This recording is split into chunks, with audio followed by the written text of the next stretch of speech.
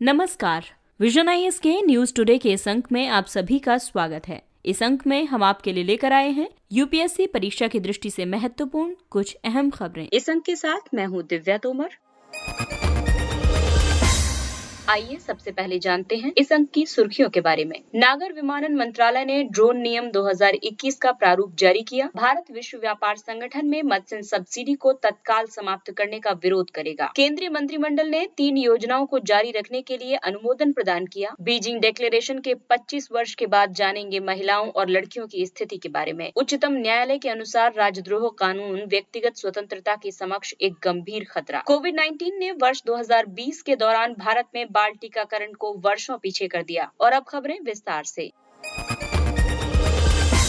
नागर विमान मंत्रालय ने ड्रोन नियम 2021 का प्रारूप जारी किया है। ड्रोन नियम 2021 द्वारा 12 मार्च 2021 को जारी किए गए मानव रहित विमान प्रणाली यानी अनमैन्ड एयरक्राफ्ट सिस्टम यूएस नियम 2021 को प्रतिस्थापित किया जाएगा। इन नियमों को मार्च 2021 में नागर विमानन मंत्रालय ने अधिसूचित किया था। इनका उद्देश्य कई वाणिज्यिक और सुरक्षा उद्देश्यों के लिए ड्रोन के उपयोग को प्रोत्साहित करना है। साथ ही उपयोगकर्ताओं के लिए क्या करें और क्या न करें की रूपरेखा तैयार करने के प्रयोजन से एक नियामक ढांचा भी स्थापित करना है। ड्रोन मानव रहित विमान के लिए एक प्रचलित शब्द है। ये एक ऐसा विमान होता है जो बिना पायलट के संचालित होता है। नए ड्रोन नियम 2021 का उद्देश्य कई प्रकार के मानव रहित विमान परिचालन परिदृश्यों को सक्षम करना है। साथ ही मानव रहित विमानन उद्योग के लिए अनुपालन में सुगमता को बढ़ाना और सुरक्षा तथा रक्षा सुनिश्चित करना है। इन नियमों के अंतर्गत जम्मू में स्थित भारतीय वायुसेना के स्टेशन की हालिया घटना जब ड्रोन से वहां पर हमला किया गया था, ऐसे ड्रोन संचालन से संबद्ध सुरक्षा और रक्षा जोखिमों पर ध्यान केंद्रित किया गया है। प्रारूप ड्रोन नियम 2021 की विशेषताएं ये हैं कि इसके तहत कई स्वीकृतियां रद्द की गई हैं, जैसे विशिष्ट प्राधिकार संख्या, विशिष्ट प्रोटोटाइप पहचान संख्या, अनुरूपता का प्रमाण पत्र, रखरखाव का प्रमाण पत्र, आयात मंजूरी आदि। इन नियमों में डिजिटल स्काई प्लेटफॉर्म को व्यापार अनुकूल सिंगल विंडो ऑनलाइन सिस्टम के रूप में विकसित किया जाएगा। इसमें बेहद कम मानवीय हस्तक्षेप होगा और अधिकांश अनुमतियां स्वयं प्रदान की जाएंगी। इसके तहत कोई भी पंजीकरण या लाइसेंस जारी करने से पहले किसी सुरक्षा मंजूरी की आवश्यकता नहीं है।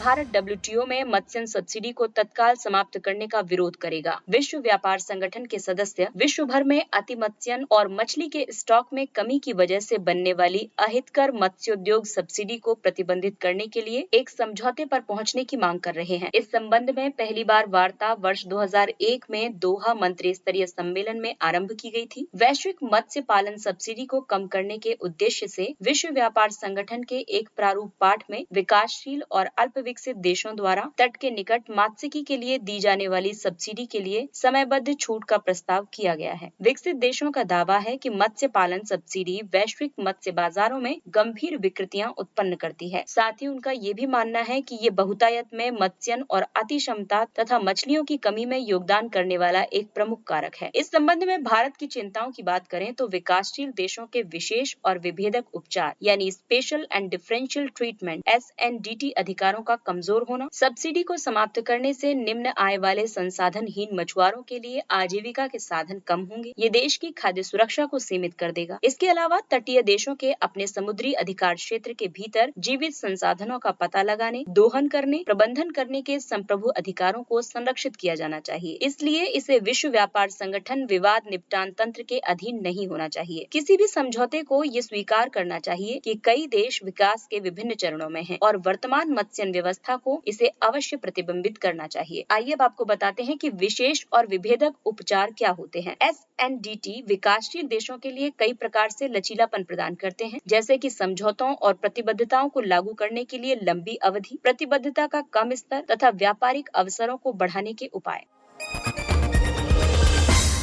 बीजिंग डिक्लेरेशन के 25 वर्ष के बाद महिलाओं और लड़कियों की स्थिति। जनरेशन इक्वलिटी फोरम का आयोजन मार्च में मेक्सिको से आरंभ हुआ और जुलाई 2021 को पेरिस में संपन्न हुआ है। ये 25 वर्ष पहले Beijing declaration and platform for action के अंगीकरण और चौथी वर्ल्ड कॉन्फ्रेंस ऑन वीमेन के आयोजित होने के बाद से लैंगिक समानता की दिशा में हुई प्रगति का मूल्यांकन करने के लिए आयोजित किया गया। जनरेशन इक्वलिटी फोरम की बात करें तो ये फोरम लैंगिक समानता के लिए UN वीमेन द्वारा द्वारा आयोजित एक वैश्विक सभा है। ये युवाओं और नागरिक समाज के साथ साझेदारी में मेक्सिको और फ्रांस की सरकारों द्वारा सह मेजबानी में आयोजित की जाती है। फोरम के बारे में आप जरूर पढ़ लें, क्योंकि ये फोरम पीटी के लिहाज से इम्पोर्टेंट है और क्योंकि इस वर्ष इसके 25 वर्ष पूरे हुए हैं तो ये इम्पोर्टेंट हो जाता है। GEF का उद्देश्य सतत विकास लक्ष्यों को पूरा करने के लिए संयुक्त राष्ट्र कार्रवाई दशक के दौरान लैंगिक समानता की दिशा में ठोस प्रगति सुनिश्चित करना है। फोरम ने ये रेखांकित किया है कि कैसे कोविड महामारी ने निर्धनता और लिंग आधारित हिंसा के जोखिम को बढ़ा दिया है। साथ ही ये सुनिश्चित करने की भी आवश्यकता है कि लैंगिक मुद्दे कोविड के बाद एजेंडे के केंद्र में रहे। जनरेशन इक्वेलिटी फोरम की योजना अगले 5 वर्षों के लिए global acceleration plan for gender के समर्थन में एक आंदोलन की शुरुआत करना है। इसके लिए इस फोरम ने लिंग आधारित हिंसा, आर्थिक न्याय आदि जैसे एक्शन कोएलिशन स्थापित किए हैं। एक्शन कोएलिशन सामूहिक कार्रवाई को उत्प्रेरित करने, निवेश में वृद्धि करने और परिणाम उत्पन्न करने के लिए वैश्विक बहुहितधारक भागीदारी है। अब जैसे ये एक्शन कोएलिशन जो टर्म है, इसको आप जरूर मेंशन कर लें अपने नोट्स में, ये भी पीटी के लिहाज से इम्पोर्टेंट है। 179 देशों द्वारा अपनाई गई बीजिंग डिक्लेरेशन महिला सशक्तिकरण के लिए एक एजेंडा निर्धारित करती है। इसके अलावा इसे लैंगिक समानता पर प्रमुख वैश्विक नीतिगत दस्तावेज भी माना जाता है। ये स्वास्थ्य, शिक्षा, निर्धनता और हिंसा आदि सहित चिंता के 12 महत्वपूर्ण क्षेत्रों में लैंगिक समानता की उपलब्धि के लिए रणनीतिक उद्देश्य निर्धारित करती है।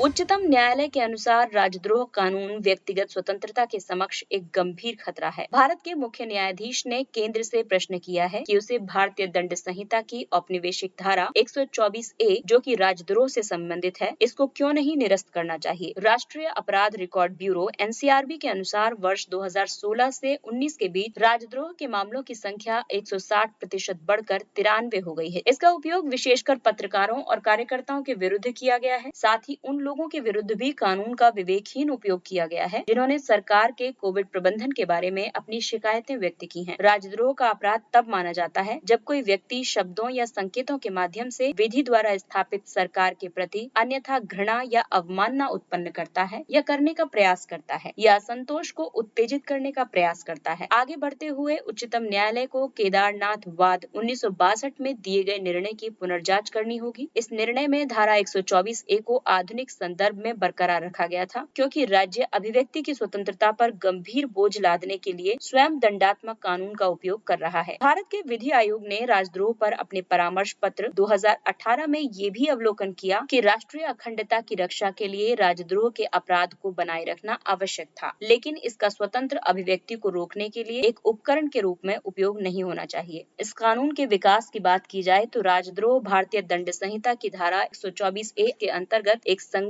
गैर जमानती और गैर समाधीय अपराध है और स्वतंत्रता से पहले इसकी स्थिति की बात करें तो 1870 में अंग्रेजों द्वारा IPC में राजद्रोह की धारा को शामिल किया गया था। स्वतंत्रता के बाद 1948 में विचार विमर्श से भारतीय नेता संविधान से राजद्रोह को हटाने के लिए सहमत हुए। 26 नवंबर 1949 को राजद्रोह भारतीय संविधान का हिस्सा नहीं रहा, हालांकि IPC की धारा 124A अभी भी बरकरार रही। 1951 में अनुच्छेद 19A के अंतर्गत किए गए प्रथम संविधान संशोधन के माध्यम से अभिव्यक्ति की स्वतंत्रता के अधिकार पर युक्त निर्बंधन लगाया गया। 1974 में धारा 124A को संज्ञेय अपराध घोषित किया गया, जिसने पुलिस को बिना वारंट के गिरफ्तारी करने का अधिकार दिया था। ब्रिटिश शासकों ने स्वतंत्रता की मांग को दबाने के लिए इस कानून का उपयोग किया था। उदाहरण के लिए बाल गंगाधर तिलक औपनिवेशिक भारत में राजद्रोह के दोषी ठहराए जाने वाले प्रथम व्यक्ति थे और वर्तमान परिदृश्य में वर्ष 2019 के आंकड़ों से ये पता चलता है कि पिछले वर्ष की तुलना में राजद्रोह के मामलों में 25% और गिरफ्तारी में 41% की वृद्धि हुई है। हालांकि केवल 3% मामलों में ही दोष सिद्धि हुई है।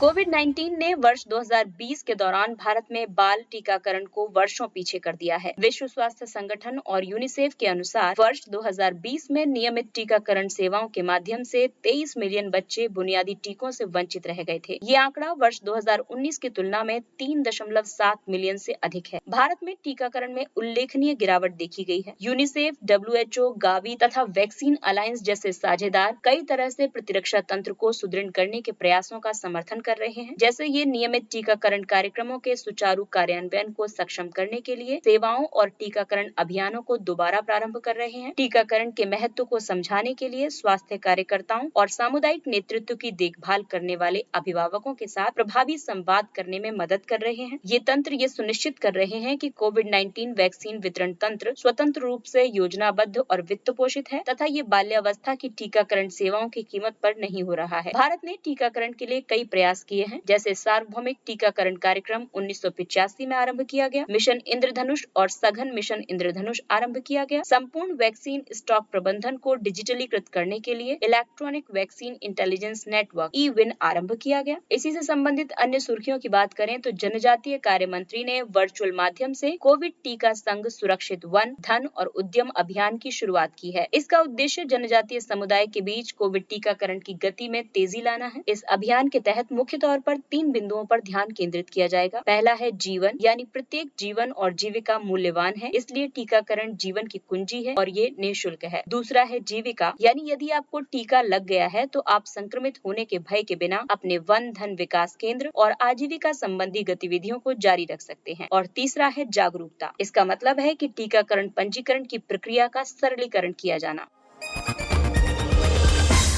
आइए अब बात करते हैं कुछ अन्य महत्वपूर्ण सुर्खियों की। अनुच्छेद 342A वर्ष 2018 में पारित 102वें संविधान संशोधन ने अनुच्छेद 342A का समावेश किया था। इसमें ये उपबंध किया गया था कि राष्ट्रपति राज्यपाल के परामर्श से सामाजिक और शैक्षिक रूप से पिछड़े वर्गों को विनिर्दिष्ट करेंगे। एक प्राप्त जानकारी के अनुसार सरकारों द्वारा तैयार किया गया नवीन संशोधन एक खंड शामिल करता है। इस खंड में स्पष्ट रूप से वर्णित किया गया है कि राज्य सूची में ओबीसीज को अधिसूचित करने की शक्ति राज्य सरकारों में निहित होगी। इससे पहले मई में मराठा आरक्षण मामले में उच्चतम न्यायालय ने 3:2 बहुमत से माना है कि 102वें संविधान संशोधन ने SEBCs की पहचान करने की राज्यों की शक्ति को निरस्त कर दिया है।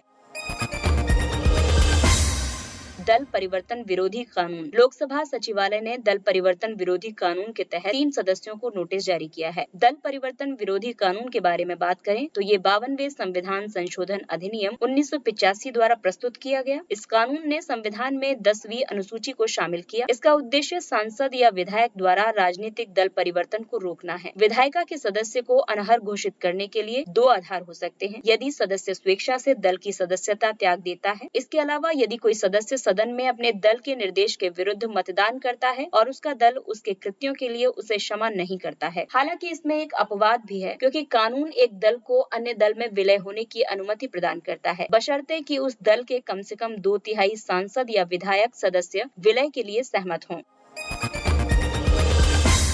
विश्व युवा कौशल दिवस। विश्व युवा कौशल दिवस के अवसर पर भारत के प्रधानमंत्री ने बल दिया कि नई पीढ़ी का कौशल विकास एक राष्ट्रीय आवश्यकता है और आत्मनिर्भर भारत का आधार है। सरकार की प्रमुख कौशल विकास योजना प्रधानमंत्री कौशल विकास योजना के तहत 2.25 करोड़ से अधिक युवाओं को प्रशिक्षित किया गया है। स्किल इंडिया मिशन के माध्यम से कमजोर वर्गों के कौशल विकास पर बल दिया गया है। तेजी से बदलती तकनीक की वजह से युवाओं में लगातार स्किलिंग, रीस्किलिंग तथा अपस्किलिंग की आवश्यकता है।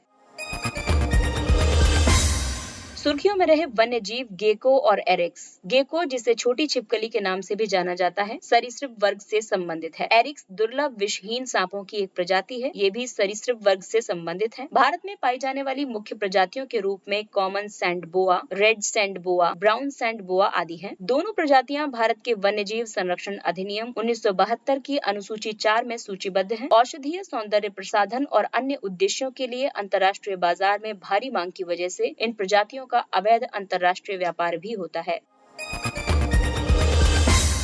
International cooperation and convention centre Rudraksh. वर्ष 2015 में भारत और जापान ने सिस्टर सिटी सहयोग पर एक समझौते पर हस्ताक्षर किए थे। इसका एक भाग क्योटो वाराणसी साझेदारी थी। इसके तहत 5 क्षेत्रों की पहचान की गई थी, जिन पर जापानी अपनी विशेषज्ञता का विस्तार करके पवित्र शहर वाराणसी का पुनरुद्धार करने में सहायता करेंगे। कोबे, अहमदाबाद भी सिस्टर सिटीज हैं। हाल ही में भारत के प्रधानमंत्री ने साझेदारी के 5 क्षेत्रों में से एक वाराणसी में कन्वेंशन सेंटर का उद्घाटन किया है। ये केंद्र एक सांस्कृतिक केंद्र और विभिन्न लोगों को एकजुट करने का माध्यम होगा। कृत्रिम बुद्धिमत्ता संचालित शिकायत प्रबंधन एप्लीकेशन। ये रक्षा मंत्रालय द्वारा IIT कानपुर की मदद से विकसित परियोजना है। ये शिकायत निवारण में AI, डेटा विज्ञान और मशीन लर्निंग तकनीकों का उपयोग करने के लिए सरकार की अपनी तरह की पहली पहल है। इसकी विशेषताओं की बात करें तो इसमें शिकायतों को समझने की क्षमता है, जिससे ये दोहराई जाने वाली शिकायतों या स्पैम की पहचान स्वचालित रूप से कर सकता है। ये भौगोलिक विश्लेषण सहित विभिन्न श्रेणियों की शिकायतों को वर्गीकृत कर सकता है। इसका महत्व ये है कि ये मानवीय हस्तक्षेप को कम करेगा, समय की बचत करेगा और शिकायतों के निपटान में अधिक पारदर्शिता लाएगा। हैजा। हरियाणा के पंचकुला जिले में भूमिगत रिसाव और पाइपलाइन कनेक्शन में सीवर का पानी मिश्रित होने से हैजा का प्रकोप हुआ है। हैजा एक तीव्र अतिसार संक्रमण है जो विब्रियो कॉलेरी बैक्टीरिया से दूषित भोजन या जल के अंतर्ग्रहण की वजह से होता है। इसके लक्षणों में पेट दर्द, उल्टी, बुखार और गंभीर निर्जलीकरण यानी डिहाइड्रेशन के साथ तीव्र जलीय अतिसार। इसका उपचार न किए जाने पर मृत्यु भी हो सकती है। इसकी रोकथाम और नियंत्रण के लिए निगरानी, सुरक्षित जल, सफाई और स्वच्छता, सामाजिक गतिशीलता और हैजा के ओरल टीके दिए जाते हैं। आइए अब बात करते हैं सुर्खियों में रहे व्यक्तित्व के बारे में। गिरी साराभाई, ये अहमदाबाद में प्रसिद्ध राष्ट्रीय डिजाइन संस्थान की सह संस्थापक और भारत में डिजाइन शिक्षा की अग्रणी थी। उन्होंने भारत के सबसे प्रसिद्ध निजी संग्रहालयों में से एक कैलिको म्यूजियम ऑफ टेक्सटाइल्स की भी स्थापना की थी। उन्होंने कोई औपचारिक शिक्षा प्राप्त नहीं की थी, लेकिन उन्हें प्रसिद्ध डिजाइनर फ्रैंक लॉयड राइट के अधीन प्रशिक्षण प्राप्त हुआ था। के कामराज, उन्होंने स्वतंत्रता संग्राम में भाग लिया। वे वर्ष 1940 में तमिलनाडु कांग्रेस कमेटी के अध्यक्ष चुने गए थे और वर्ष 1954 में मद्रास के मुख्यमंत्री बने थे। वे भारत के पहले मुख्यमंत्री थे जिन्हें अंग्रेजी नहीं आती थी। वर्ष 1963 में उन्होंने कामराज योजना प्रस्तुत की थी। इसके तहत कांग्रेस के वरिष्ठ नेताओं से सत्ता के लालच को दूर करने के लिए संगठनात्मक कार्य करने के लिए मंत्री पद त्यागने का आग्रह किया गया था। इन्हें वर्ष 1976 में मरणोपरांत भारत रत्न प्रदान किया गया था।